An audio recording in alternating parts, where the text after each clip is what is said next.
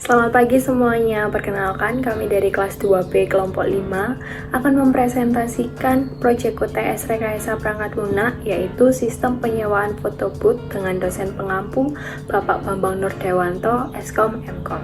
Sebelum memasuki materi, izinkan saya memperkenalkan kelompok saya yang berjumlah 6 anggota, dan salah satunya adalah saya sendiri, Yoke Betty Axel. Mas saya Jendra Yuningrat Nestawa. Mas saya Jonathan Valerius James Kelvin. Mas saya Lydia Windy Kiraniaju. Mas saya Kaila Rivi Karturi. Mas saya Gabriel Elreneo. Dan kami telah membagi tugas untuk presentasi ini secara bersama-sama. Yang menelatar belakangi penyewaan sistem foto booth ini adalah di era digital saat ini yang terus berkembang, dokumentasi dalam berbagai acara seperti pernikahan, ulang tahun, wisuda, hingga event perusahaan menjadi sangat penting. Foto booth hadir sebagai solusi menarik untuk mengabadikan momen dengan cara yang seru dan kreatif. Rumusan masalah penyewaan foto booth adalah bagaimana cara mengatasi persaingan bisnis foto booth agar tetap memiliki daya saing di industri yang kreatif dan terus berkembang. Yang kedua, bagaimana cara sistem manajemen penyewaan foto booth dapat mengoptimalkan pemesanan, penjadwalan, dan pencatatan transaksi secara efisien. Yang ketiga, bagaimana sistem dapat membantu dalam mengurangi risiko jadwal bentrok dan meningkatkan efektivitas dalam pengelolaan alat serta layanan. Yang keempat, bagaimana sistem dapat mempermudah pelanggan dalam memilih tema foto booth, melakukan pemesanan online, dan mendapatkan layanan lebih cepat dan profesional. Tujuan sistem penyewaan foto booth adalah yang pertama, mengembangkan sistem berbasis software yang dapat membantu pemilik usaha dalam mengelola pemesanan jadwal dan transaksi secara efektif. Yang kedua, membuat platform pemesanan online yang mempermudah pelanggan dalam memilih paket dan tema foto booth sesuai kebutuhan mereka. Yang ketiga, mengurangi resiko jadwal bentrok dengan sistem penjadwalan dan pencatatan transaksi yang lebih terstruktur. Dan yang terakhir, meningkatkan daya saing bisnis foto booth dengan menghadirkan layanan yang lebih baik, modern, efisien, dan profesional. Pada slide ini, kita akan membahas analisis SWOT dari layanan yang kami tawarkan, dimulai dari strength. Layanan kami memiliki daya tarik tinggi di pasar karena mampu menambah keseruan acara dan menjadi bagian dari momen berkesan bagi para pengguna. Selain itu, sistem kami memungkinkan custom tema dan efek sehingga dapat disesuaikan dengan kebutuhan acara. Proses cetak juga cepat dan mudah serta diaplikasikan secara fleksibel di berbagai lokasi baik indoor maupun outdoor.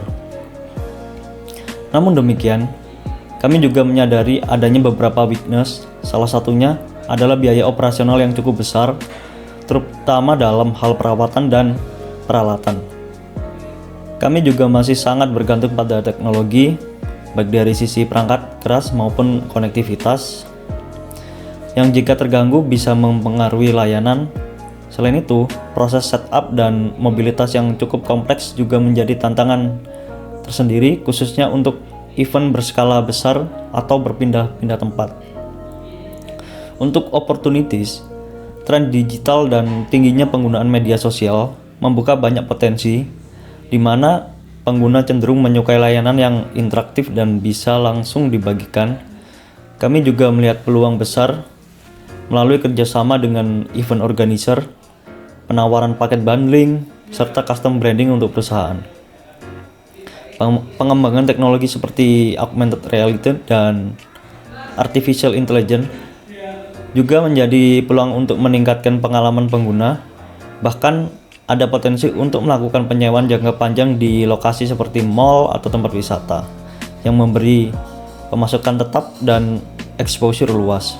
Sementara itu, kita juga menghadapi beberapa ancaman seperti persaingan ketat di industri ini, perubahan tren, kerusakan peralatan, terutama saat digunakan secara intensif di luar ruangan, dan tentu saja ketergantungan pada listrik dan internet menjadi faktor risiko yang harus diantisipasi dengan solusi cadangan. Sekian dari saya, terima kasih. Saya akan menjelaskan workflow dari foto booth. Yang pertama, workflow sebelum dibuatnya sistem. Dibuatnya sistem, customer datang langsung ke tempat penyedia layanan. Setelah datang, customer konsultasi dengan admin terkait ketersediaan tanggal, tema, harga, dan desain dari foto booth. Setelah konsultasi dengan admin, customer melakukan pembayaran secara manual, bisa lewat tunai atau transfer, lalu konfirmasi lewat chat ke admin. Dan admin mencatat data sewa secara manual dari jadwal data customer dan paket. Setelah itu, admin menyiapkan alat dan bahan sebelum hari acara dan menyiapkan setup foto booth di lokasi acara. Setelah itu, mengirimkan hasil foto dilakukan secara manual, dikirim lewat Google Drive. Setelah itu, yang kedua ada workflow sesudah dibuatnya sistem. Jadi, customer hanya perlu register atau login tanpa datang langsung ke tempat penyedia layanan. Terus, habis login, bisa memilih paket, terus bisa memilih jadwal atau waktu dan tempat sesuai dengan kemauan customer. Terus bisa kirim bukti pembayaran setelah memilih jadwal yang tadi. Terus tunggu notif pembayaran berhasil atau belumnya. Setelah pembayaran berhasil, foto booth bisa digunakan dengan scan barcode. Jadi di sini saya akan membahas rancangan hardware penyewaan foto booth. Jadi ada foto booth hardware. Di sini ada laptop 1, laptop 2, ada foto printer dan wifi router. Dan terakhir itu ada internet connection. Jadi di sini saya akan menjelaskan yang pertama itu laptop 1 untuk admin, fungsi menjalankan software foto booth, mengelola antrian, jadwal transaksi dan layanan. Spesifikasi Intel Core i5 10, RAM 8GB atau SSD 512GB, harga 8 juta. Terus yang kedua laptop untuk operator, fungsi melihat hasil foto dan scan barcode untuk foto digital. Spesifikasi Intel Core i3 10, RAM 4GB atau SSD 256GB, harga 6 juta.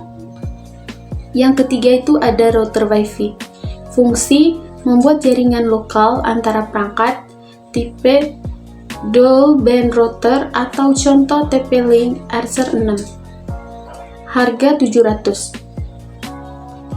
Yang berikut ada internet connection, fungsi upload foto ke cloud dan transaksi online, koneksi modem wifi portable atau paket data, estimasi biaya 300 per event.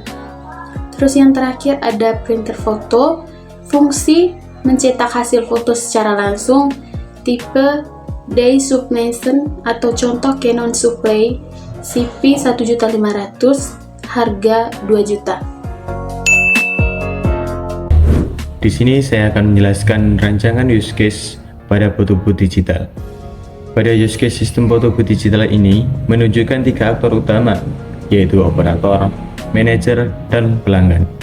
Setiap aktor dalam sistem memiliki peran tertentu, seperti pelanggan melakukan 2 proses, yakni pemesanan foto booth dan pembayaran otomatis.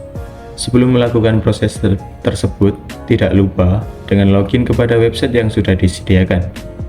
Kemudian admin juga melakukan hal yang sama untuk login kepada website agar keamanannya terjamin. Dan setelah login, admin menangani 3 hal, yaitu pengelolaan jadwal sewa, pengelolaan keuangan, dan pembuatan laporan bulanan. Sementara itu, operator hanya terlibat dalam satu proses, yaitu memperlihatkan hasil digital kepada pelanggan. Lalu pelanggan melakukan scan barcode agar bisa lihat hasil akhir tersebut. Secara keseluruhan, use case ini menggambarkan jalur layanan foto booth yang cukup lengkap. mulai dari memesan hingga menyelesaikannya di lokasi acara. Dengan 7 proses yang tersebar di antara 3 aktor ini dapat memudahkan dan mengefisienkan proses-proses tersebut. Di sini saya akan menjelaskan rancangan data flow diagram pada sistem penyewa foto booth. Nah, di sini terdapat level 0 dan seperti yang telah terlihat, customer dapat melakukan registrasi, login, pemilihan paket, pemilihan jadwal dan time, sama pembayaran ke sistem penyewaan foto booth, dan dilanjutkan ke admin, yaitu laporan antrian ke dashboard admin, jadwal fix, sama invoice digital. Nah, di sini admin juga dapat melakukan login kepada sistem penyewaan foto booth dan kemudian melanjutkan notifikasi login sukses, detail paket, jadwal sewa yang untuk dikonfirmasikan, notifikasi pembayaran berhasil, dan pemberitahuan pesanan berhasil ke customer. Dan di sini juga sistem penyewaan foto booth dapat melakukan hasil foto digital ke operator. Itulah adalah rancangan DFD level 0. Sekarang saya akan menjelaskan rancangan DFD level 1. Di sini terlihat jelas kalau customer dapat melakukan registrasi, terus login. Setelah login, memilih paket yang diinginkan, memilih waktu sama hari, melakukan pembayaran, sama receive, melakukan konfirmasi, dan kembali ke notifikasi pembayaran, dan kembali lagi ke customer. Dan setelah itu dari data registrasi, data login, data barang yang telah dipilih, terus data jadwal, waktu sama hari tadi, sama data pembayaran, terus data konfirmasi akan langsung dikirimkan ke admin.